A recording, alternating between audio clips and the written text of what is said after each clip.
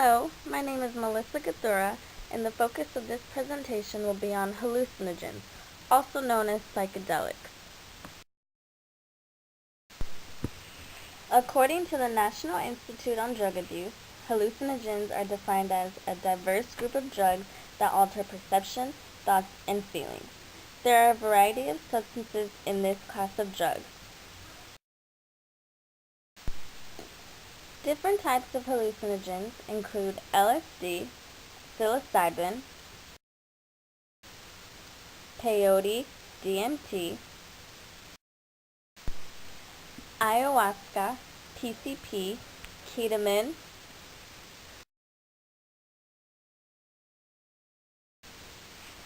salvia divinorum, and DXM. The effects of hallucinogens can begin between 20 to 90 minutes and can last as long as 6 to 12 hours. Some desired side effects of this class of drugs include hallucinations, intensified sensory experiences, and euphoria. However, some undesired short-term side effects include bad trips, paranoia, psychosis, nausea, and excessive sweating.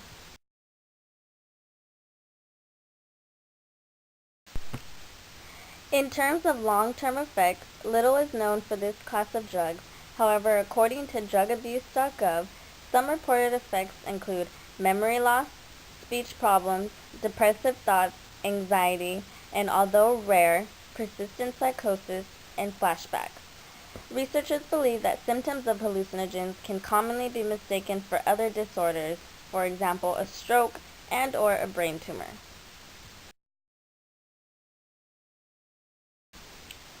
So how does it affect our brain? Hallucinogens disrupt the actions of serotonin, a chemical in our brain which helps to regulate mood, sensory perception, sleep, hunger, body temperature, sexual behavior, and muscle control. Hallucinogens also interfere with glutamate, another chemical in our brain which helps to regulate pain perception, responses to the environment, emotion, and learning and memory. But because psychedelics affect people in many different ways, researchers believe that there is more to it than just brain chemical interruptions.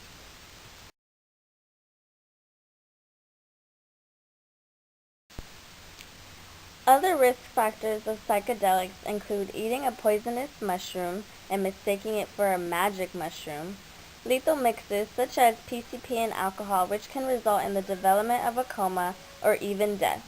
More research in this field is needed for a certain amount on potential risk factors and long-term effects. So, is it addictive? As mentioned earlier, extensive research is needed in this class of drugs for confirmation on categories such as long-term effects and other risk factors. According to the National Institute on Drug Abuse, evidence indicates that certain hallucinogens can be addictive or that people can develop a tolerance to them. For example, LSD has been shown not to be addictive, but tolerance to the drug and other drugs can occur, which can be harmful to one's body. PCP, on the other hand, has been proven to be addictive. According to SADA, there have been no reported cases of physical dependency or withdrawal symptoms from hallucinogens, but it is possible to become psychologically dependent. Deaths caused by hallucinogens are more indirect and are rare. For example, plant poisoning and accidents caused as a result of being intoxicated by the drug. According to SADA, consuming large doses of certain drugs, such as PCP and ketamine, can lead to comas, seizures, respiratory arrest, and ultimately death.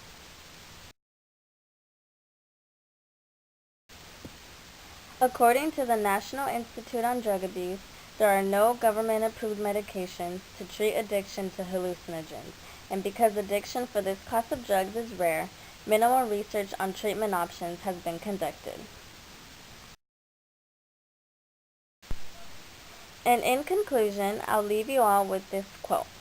At the age of 16, I was introduced to a drug that I abused for over 3 years, LSD.